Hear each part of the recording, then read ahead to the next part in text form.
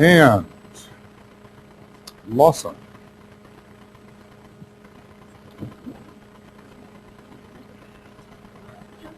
I'll take that. Thank you.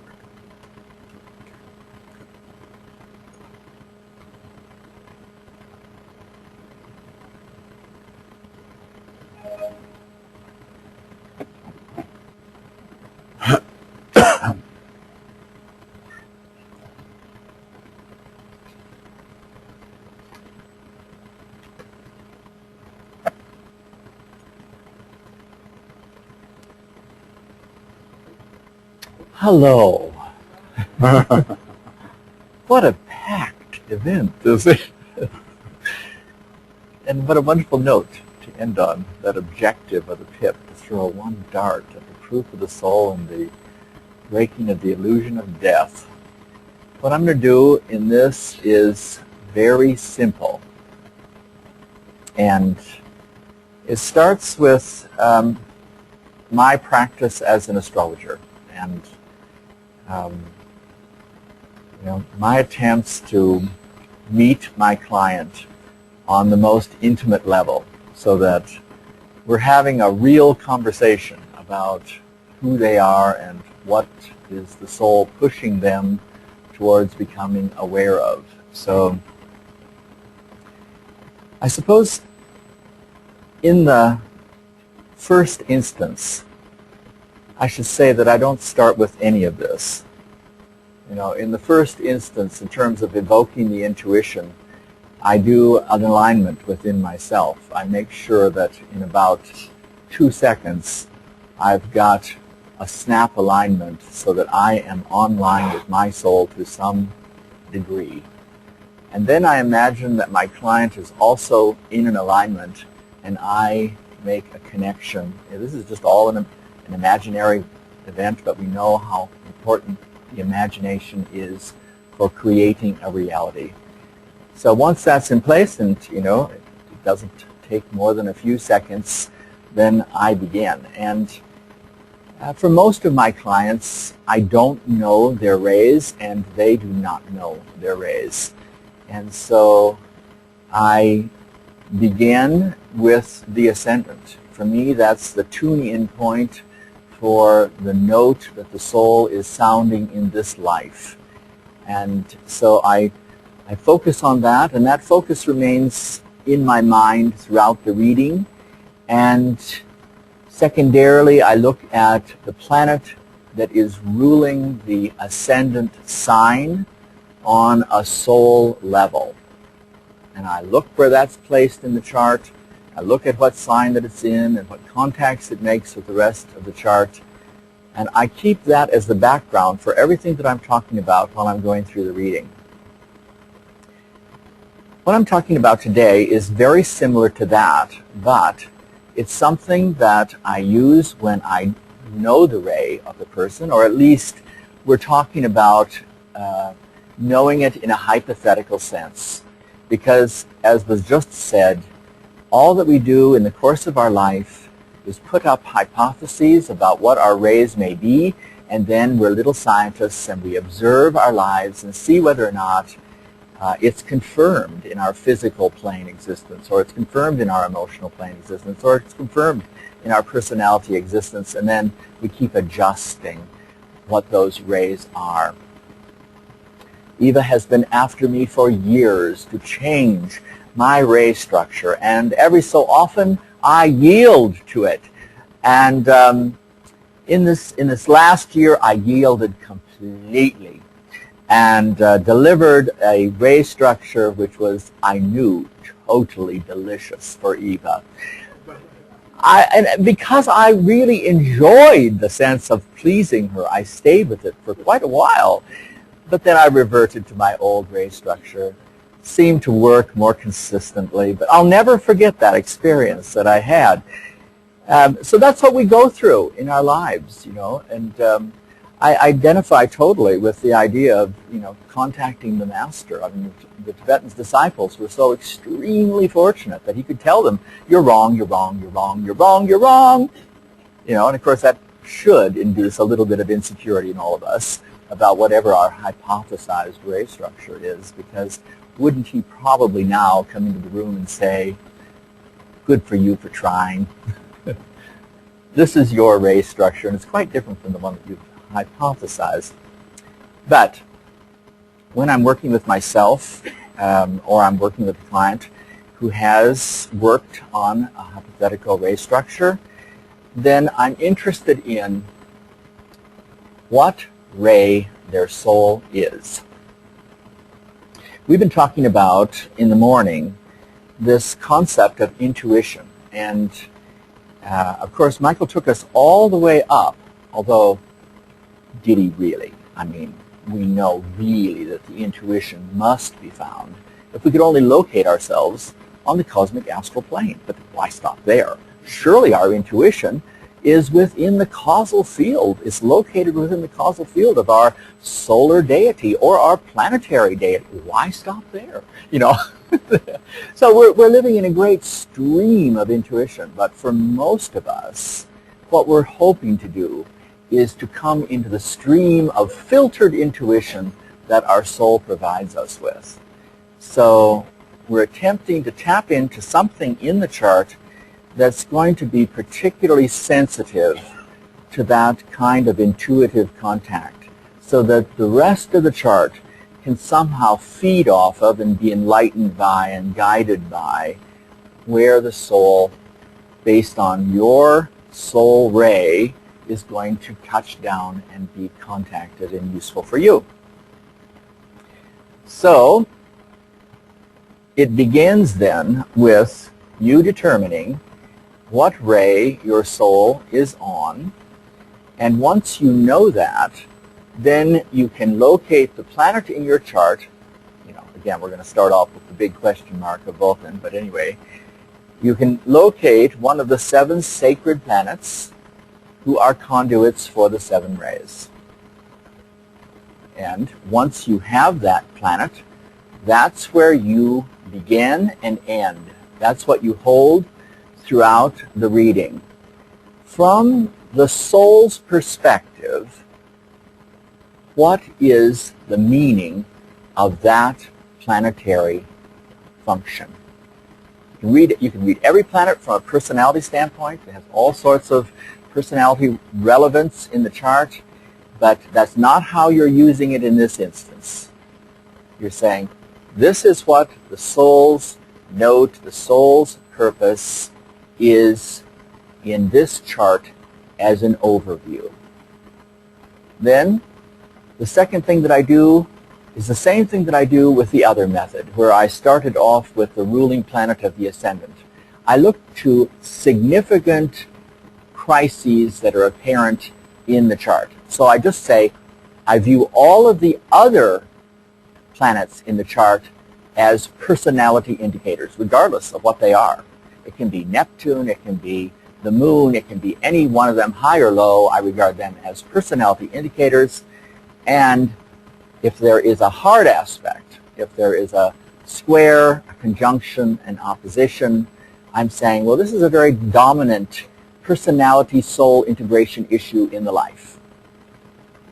And we all have soul personality integration issues, but you can say that for this life, the soul and the personality are set up for a kind of continuous dynamic friction. It's a very useful thing. And we used to think in astrology that aspects like conjunctions, squares, and oppositions were malefics because they made us feel bad. You know, our personalities suffered in repetitive ways because we couldn't quite understand something. We misinterpreted it. Now we see all of these hard aspects, conjunctions, squares, and oppositions, as opportunities in our spiritual life.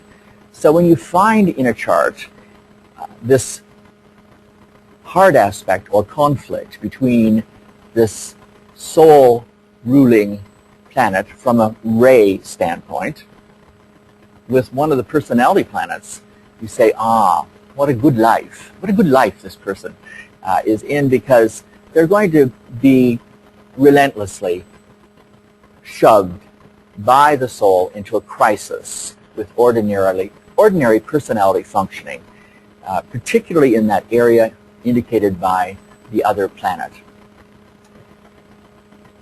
All right, I think that's pretty much all that I'm doing.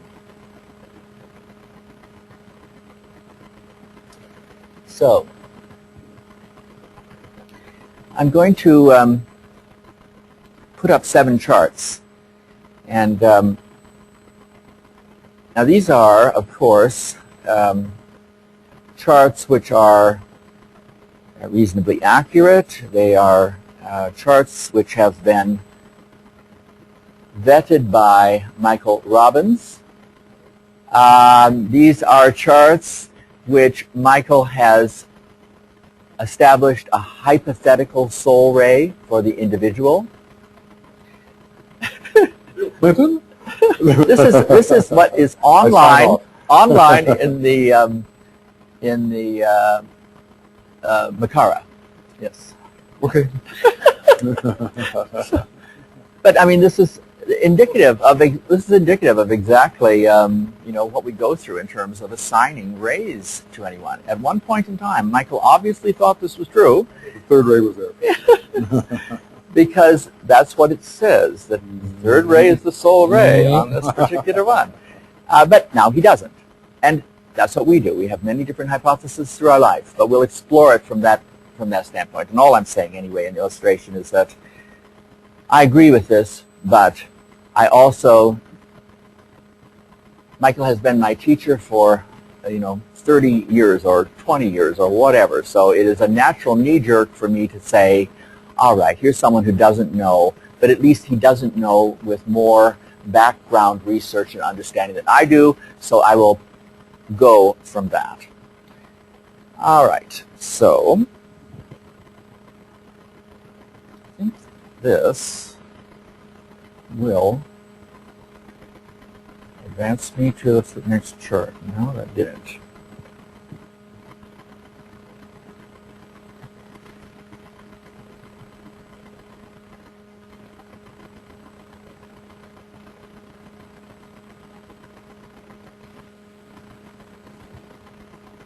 All right, so this is a chart of John Kennedy, an American president, and this is hypothetically an individual with the first ray as his soul ray.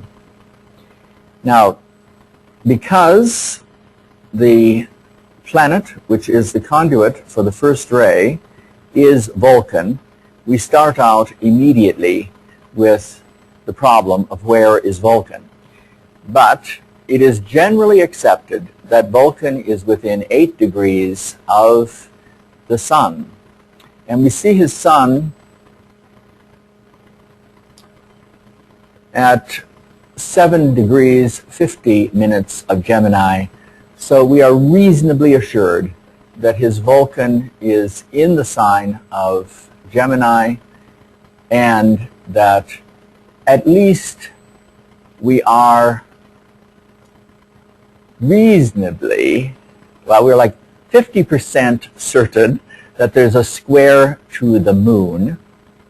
That is, in other words, if we advance, in advance of the Sun, taking it up to 8 degrees, and if we come down the full 8 degrees, we're touching upon the possibility of a conjunction with Jupiter, but that's a much more unlikely possibility than is the square to the Sun. But if we, it is much more likely that he has a Vulcan square to his moon than a Vulcan conjunction to his Jupiter. That's all I'm saying. I'm looking at it, and it is conjunction. Oh. Gemini. Yeah? Again, remember, moon, male, and Vulcan. Mm-hmm. So what I do, like I did with Toyota, where it was like 32 degrees from the Sun. Mm-hmm. So I did it square, if you do the square, that puts it at 72, okay? Mhm. Which is beyond 8 degrees of the moon. Mm-hmm. So you subtract 15, which leaves it at 2. All right. All right, so here, just for the general audience, we have a man who has spent much of his life obsessing about this particular issue. So I don't have any difference, since I wouldn't have a clue as to where Vulcan is, aside from what we're told that it's within 8 degrees. I'll go with what it is that you're saying. Yep. So, We'll try to give you a little time afterwards. yeah. Yeah. So what I do is I start off with what are some of the essential meanings of the soul's intention in being in the sign of Gemini. What would that be? Well, this is this great desire to end duality, to create a point of such dynamic synthesis so that the two are no longer perceived as one. So there's a crisis is achieved, a crisis which takes away an oscillation between two different possibilities and creates this sense of there is only one. Relationship breaks down or finds itself on a much deeper level. Right? So that's his purpose then. That if I'm saying, well, what is the soul trying to teach him in this life? It's this Vulcanian, Geminian message that he is to be one of these emissaries in the life, bringing in this second ray in this powerfully destructive fusing energy, so that wherever he goes, people who are locked in conflict or are creating divisions that should not exist find in his own life expression that does not exist for him. It's in the 8th house of the chart. And this should manifest again. When we're coming down to houses, we see things acted out on many different levels, from the personality level on up through the soul level and beyond. So in this area, what we're seeing is that there's a great psychological process going on. It's a psychological process just in terms of his own personal life. It's a psychological process in terms of him having breakthroughs in which he sees through the various illusions or glamours or confusions within America, the society that he was the president of, or within the world because of the role of America as a world leader. He was supposed to be a beacon which brought in some new kind of brotherhood, and that would destroy then a lot of the sense of separation that is our primary psychological thing, because our glamours, our emotional psychological responses say, well, this is okay, this is what it is, this is good, this is bad, and we don't see things as they are. Now, if we think about one of the things that he did, just on a mundane level, is that he took on what probably some people speculate killed him. Very early in his presidency, within the first few months of his presidency, he and his brother, Robert, who was the Attorney General of the United States, took on the mafia. You don't do that. You just don't do that, because that is like a great buried hydra within the American psyche. Very difficult to eradicate. It pops up in all sorts of places. It has money and sex and all of the things that the personality gets hooked on. And they set out to expose the mafia and its various links to government, to the labor movement, And the 8th house has to do with all of these issues. It's other people's resources, other people's power. It's how the whole machine works behind the scenes. And so, you know, what he tried to do, whether he was fully conscious of it or not, if he was fully conscious, I think he'd have to be a higher initiate than I'm giving him credit for being. Of course, I've heard all sorts of things, you know, that he was shot and therefore he's taken the 4th initiation. I don't think that qualifies. A lot of people get shot. I haven't seen a convincing argument for that. But on the other hand, I think that his achievements were strong enough to justify that he at least was on the path, maybe a 1st or 2nd initiate, and so there certainly was a lot of consciousness. One of the things I remember too about him is that he talked about his own death and talked about his awarenesses of that death, and I think was aware of what it would stir up in the, you know, America and in the world in terms of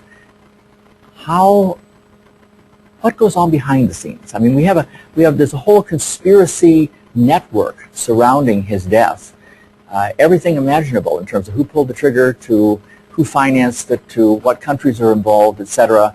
And the more that people are able to turn an objective lens on it, rather than all sorts of emotionally driven objectives, the more that we see the world as it is in terms of what is really causing our limitations and the system to function as it does. So if it is in a conjunction with Jupiter, then I'm looking at Jupiter as being a problem, even though we know that it is a planet, one of the planets that contacts the intuition. So what is the problem? Well, the problem is that he personally was tied into the very structures that he was attacking. In other words, he came from a very wealthy family. His father was involved in all sorts of really dubious business ventures and involvements. Has it just clicked off?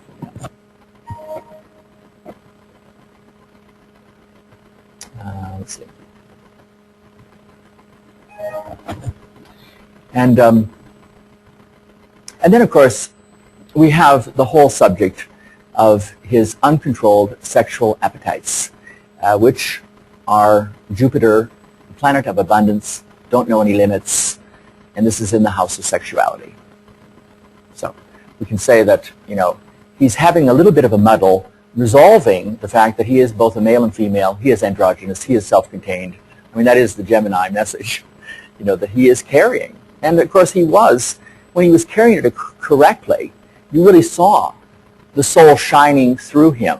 And he was magnetically attractive, neither male nor female, but both, because he had resolved that within him. But on a personality level, a lot of his message, at least later on, as this became revealed, you know, because at the time, I don't remember, you know, I was, you know, a full adult at that point in time. I don't remember being aware of any of his affairs or sexual liaisons, but, you know, now it's all a part of the web, and, you know, everyone has some opinion as to whether or not it was, you know, how bad it was that he was this way. But it certainly tarnishes or brings into challenge what it is that he was standing for. All right. Do you have any questions about what I'm doing, though, here? Because that's an example of what I will do in the time that remains with the charts. I'm doing something very simple. Is it simple enough to get it? Yeah? All right.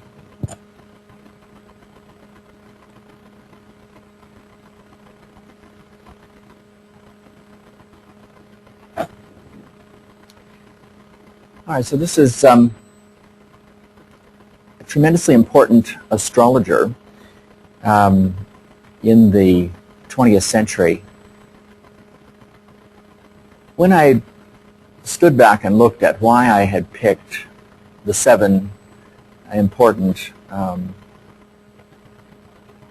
famous individuals to use as examples. Of course, I saw a profile of myself. I saw a profile of my life. These were not objective choices. These were all people who represented parts of me or parts of my life experience, and this was my first astrology book, written by Dane Rudhyar. And, so someone I identify with tremendously. I will never understand all of what it was that he said. I can vividly remember the first day that someone said to me, "You've started at the wrong place, Lawson. This is the deep end. Go back to basics. Start out with the ABCs, and then you can find your way into Dane Rudhyar." But the speculation is that he has a second ray soul, and so we're looking to Jupiter in the chart, and we're finding Jupiter over here, Jupiter in Gemini, again in the 8th house. So again, we're finding the sign of Gemini. And so, is it the 7th? I think so. We got an expanded 6. No, it is the 8th house, because you see the way that is that the 8th house starts at, oh wait, maybe you're right. It's the expanded 6th. Yeah, you're right. It's in the 7th. Odd way of doing that. So both of them are working with the issue of Gemini, which is that second ray fusion of opposites, the inclusion of everything, so that all is contained, but there is no sense of the separate particle. The whole is seen as one. The collapse, first the establishment of relationship and the collapse of relationship, because there is only one. And if you imagine then that in his 7th house, he's demonstrating this through his relationships.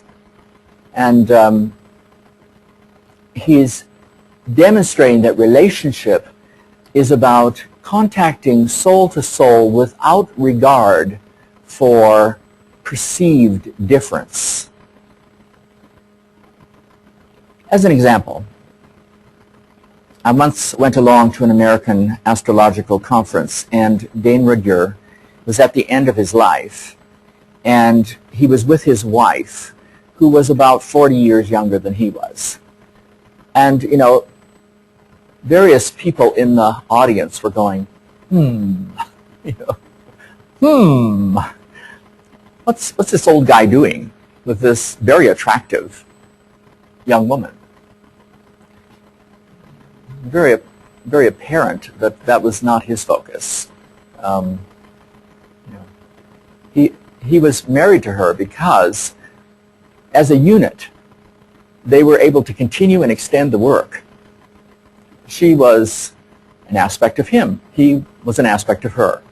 And their communication was so, they worked together on stage, and their rapport was so utterly empathic. They hadn't been married that long, I think at that point 5 or 6 years. But, there was you sensed that there was a soul contact rather than a personality contract. And there could have been many other differences that I was unaware of. Obviously, it would not have made any difference in what we were seeing. Then there's the square from Jupiter to the Sun. So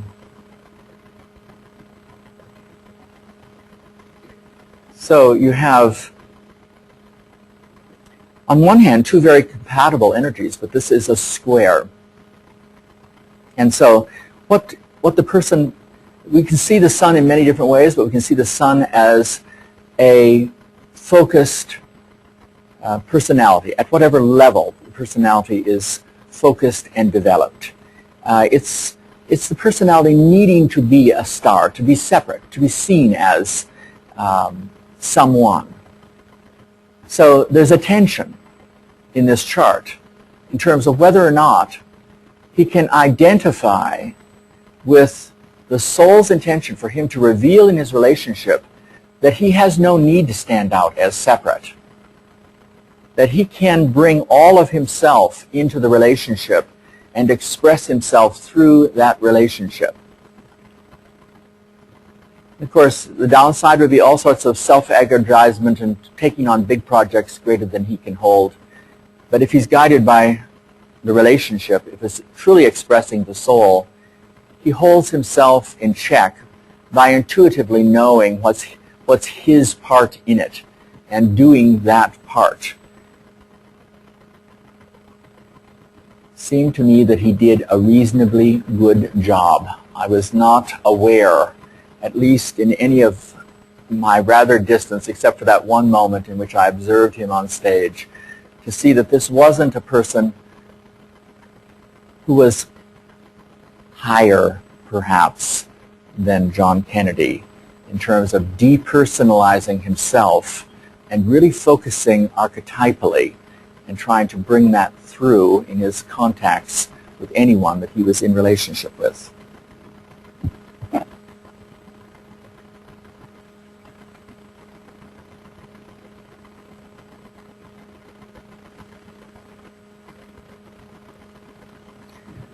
So here's the one version of Bill Clinton. The chart, of course, is not in contention, but if we're saying that he is a third-ray soul, then Saturn is the planet that we're looking towards, and Saturn is at the top of the chart in the sign of Leo. So what he is demonstrating is, if he's honoring his soul, is that he has gotten himself out of the way. That you're not looking at one very big Bill Clinton, but he is embodying the role of an American president in its most exalted form. In other words, that it should be advancing the soul of America, a second-ray soul country. Now, we can all question whether or not he did that, but it's in the house of where one stands. It's in the career or the status, so it's certainly a good position to be tested. He became president. He was fully tested. He went through the impeachment process. He went through relentless investigations on a variety of different levels. He had things exposed that most people would blanch, at least, on television. So he certainly went through the rigors and would have had to, and I think, I saw many examples in which he did this, so impressive, really, you've just seen that on television, and there he is in his role as president, undeterred. He's right there performing as you would want a president to perform. And he was able to do it in a way where he was not swayed by people referring to his personality life. Which is a tremendous demonstration, I think, of him being able to hold that point. Then there's a conjunction of Saturn and Mercury. Well, on one level, this is exactly what we observed on his failures. He was a liar. Mercury, Saturn, it's a liar. Now, that's when you fail, Saturn is known as the big lie, reality. And, here it is on a mental level, covering up the information, blocking, being very manipulative, trying to dance your way out of it, trying to present the facts in a slightly different way. On the other hand, if we look in terms of his successes, he was able to communicate with people. He was able to put things in terms that made sense to people. And, he was you know, like Ronald Reagan, who is called the great communicator. I think he was a great communicator and did wonderful work in negotiations. Whether he ultimately succeeded or failed with some of them, he certainly came closer than a lot of other presidents in resolving some of our greatest thorny international conflicts. All right.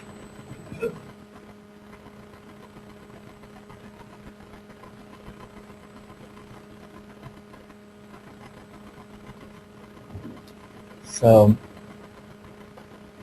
I used to love just being an American and saying Vincent van Gogh, and people having an acceptance of that complete butchery of this man's name. Now I live in New Zealand, and every time I say it, someone gets down on my case. But being here, I'll say this is the chart of Vincent van Gogh. So I won't even try it because I've never succeeded in saying it. But I've been told so many different times by so many different people, particularly French people, that that is nowhere near. Anyway, this is the hypothetical fourth ray soul. And so we're looking to Mercury. And Mercury is, again, at the top of the chart in the 10th house, in the sign of Aries. So, you know, from my standpoint, Vincent went all the way. You know, in the world of art, this is my arch hero. It's like Vincent just came up and just took the canvas of reality and ripped it. You know, there's never been another, there never was another Vincent, there'll never be another Vincent. He just put his foot to the floor and went all the way, regardless of, you know, what anyone was going to say, do, or respond to. You know, he brought in the future. You know, his use of color, his use of light, you know, just amazing daring that he exhibited in the way he lived his life. He took his life right to the very edge. That's what he stood in, you know, and that's what we know. I mean, the personal life of Vincent van Gogh is not very obvious. You know, it's not terribly noteworthy, but his canvases, wherever you encounter them, well, I just want to sit down, you know. It's just incredible. And then you've got Pluto, a conjunction of Mercury and Pluto. So, on one level, this really undid him, you know, because this is mental obsession. You know, this is his mental illness. This is his just falling into the black of despair. Can't communicate with anybody. No one understands me. But when he wasn't failing, the ideas that he expresses in his art challenges one's basic understanding of form and color and composition. So, you know, you just keep finding yourself falling into deeper and deeper levels of understanding of anything that he's painted. Even the very beginning ones, which were just quotes, simple landscapes.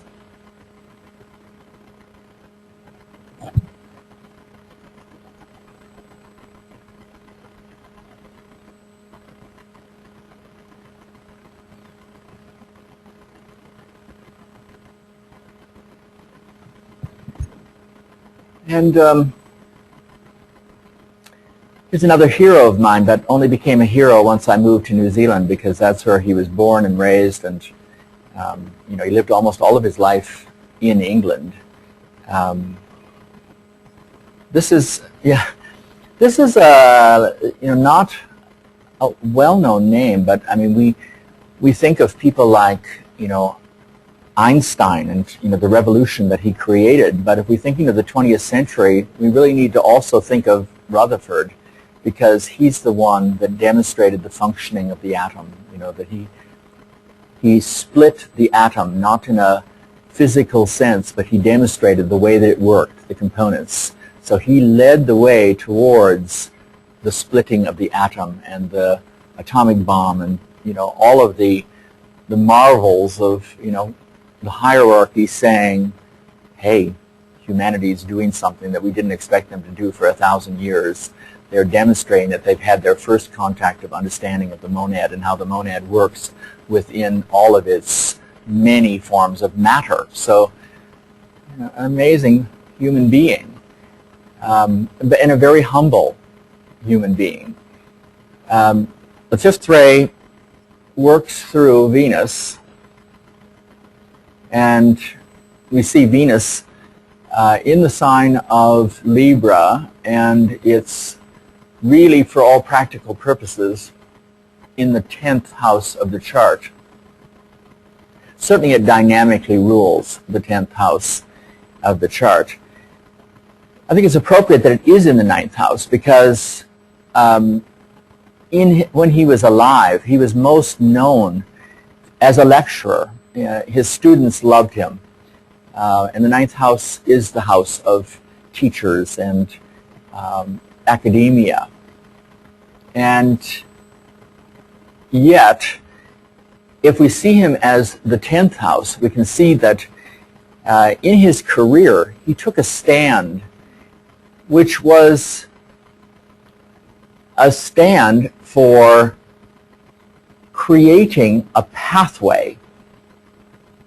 In that relentless pursuit for understanding the life principle within the form, he sent us along or hurried us along a path, because this is our whole spiritual journey, to understand that we're not the matter that we're working through, that we are the life within it. He explicated that life and how it works within the atom. We are atoms. So, although it was scientific, he took a very human stand, a Venusian, the human as a soul stand in his career. And then his primary challenge is the square of Venus to Saturn. So we can say that on a personality level, what often happens with a person is that they spend too much time being busy in the world instead of doing what they should be doing, which is turning inward, so that they dismantle their identification with the personality and take guidance from the soul. Now, there is some indication that he did fail in this square, in that it was said about him that he was too attached to his students, and so taught a lot of classes, maintained a lot of relationships, didn't have as much time for the contemplation as he did. And yet, at his level of development, that would have to be said is that a minor failure, because, in fact, he did have a structured inner life. He had a structured practice of sitting by himself, and it was interesting. His wife, which is a mundane interpretation, she was a devoted wife, Venus squared Saturn. She was the keeper of the gate. She made sure that people did not interrupt him if he went into his study. So,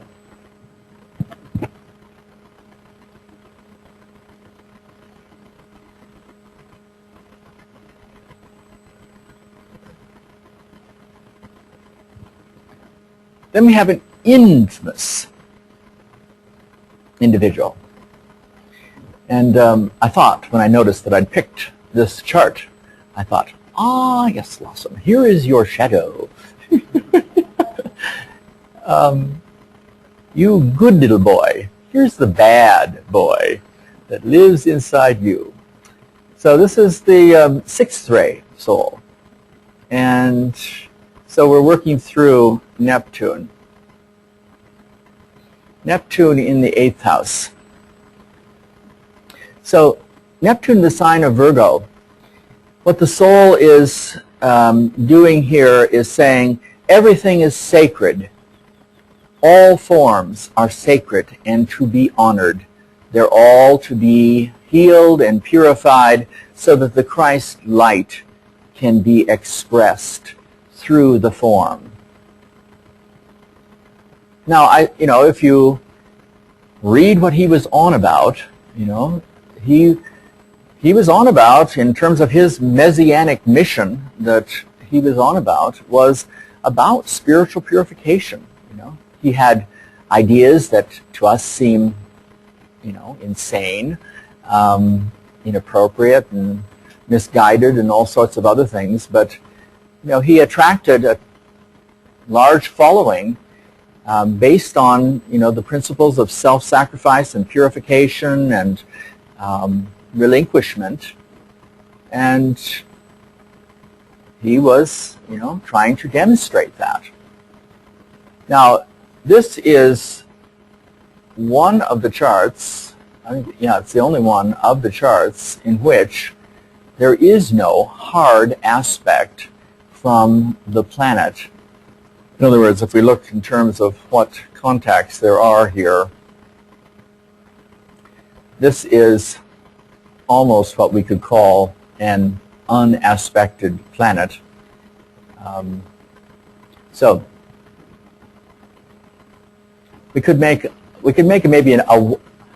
a wide square to the sun, and maybe that's appropriate, for us to do this. Certainly, whether he was famous or infamous, he had a tremendous impact on the American psyche, really sort of summing up the excesses of those 60s drug-induced flower power,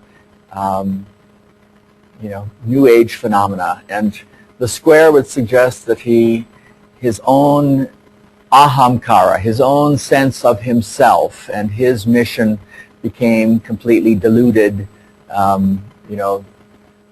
thought that he was something that he was not.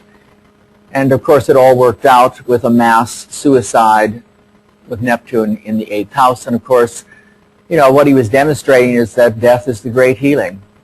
But who could get the message in the midst of the horror of how it happened and where it happened and all of that? If he was of a higher consciousness, there would have been a way for him to demonstrate this, first of all, through his own body, rather than through his followers. We're there? All right. So all we're missing is one of my all-time favorites, Queen Vicky herself.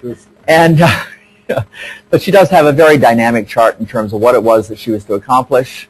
And if you think about how she influenced all the countries of Europe through her progeny, marrying her children into all the houses of Europe, all the changes that England went through in terms of bringing its colonial power to its full fruition and then releasing it, all of this happened within the reign of Queen Victoria. And of course, one of the most, in terms of just the romantic novel, her relationship with her prince is all involved in that. Anyway, that's it. Thank you. Lawson.